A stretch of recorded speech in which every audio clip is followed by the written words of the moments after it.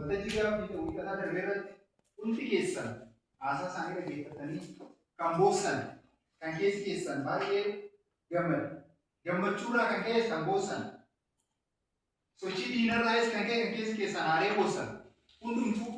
Waaqayyo abbaan galataa guyyaa har'aa kan isaanitti hin bira jedhaabee borummoo jijjiirama kana caalu itti fufsiisanii ijji diinaa jaamtee ijji biraa immoo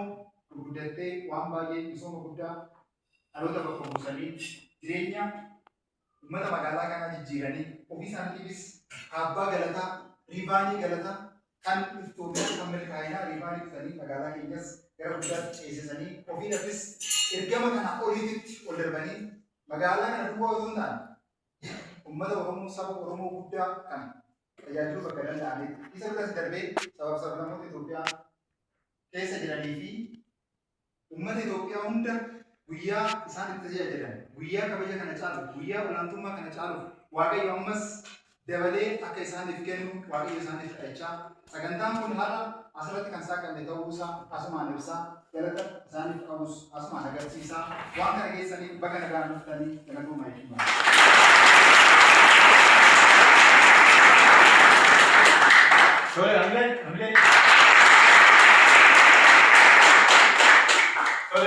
Injira namoota guddaa gara turanii jennaa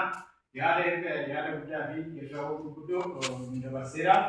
Kanaaf immoo nutis sagantaa addaan kan qabnu akkuma achirratti injira namoota nu kaase kabajamoon kantiibaan keenya yeroo xiqqoodhaaf hojii isaaniitirra waan hojjechaa turreef kanaaf immoo gara hojii keessanitti baga nagaan dhuftanii jechuudhaan dargaggoon keenya sagantaa haala kanaan qopheesse. Kanaaf immoo baga nagaan dhuftanii hojiiwwan gara fuulduraa jiru ammas immoo jabaadhaa asii wajjin jira jechuudhaan sagantaa kana qopheessanii. Kanaaf immoo ammallee mee adeemsa tokko. Dargaggoo jaamiyyaa keenya kan ta'e dargaggoo Misikil Baay'uu fuulduratti ta'ee walaloo tokko kan qabedha waan ta'eef kallattumaan amileedhaan gara bararee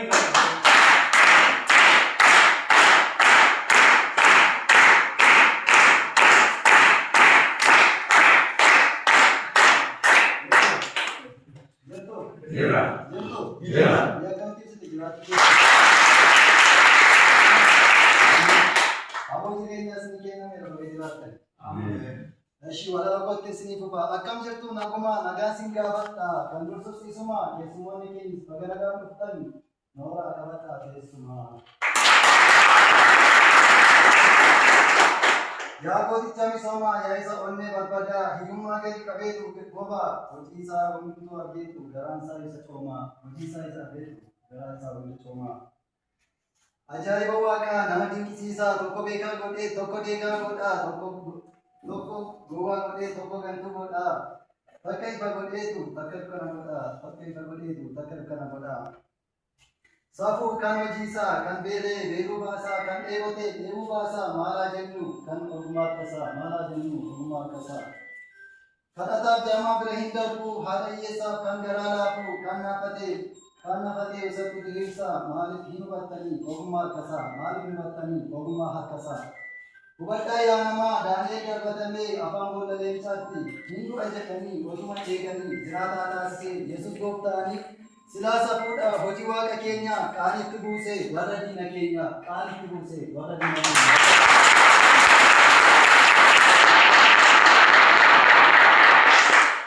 Harka ormaa ture waggaa 70 jireenya sikiikii ganamaaf galgalaa isa dura hambite gadda qe'ee keenya galaanatti naqee warra diina keenya galaanatti naqee warra diina keenya.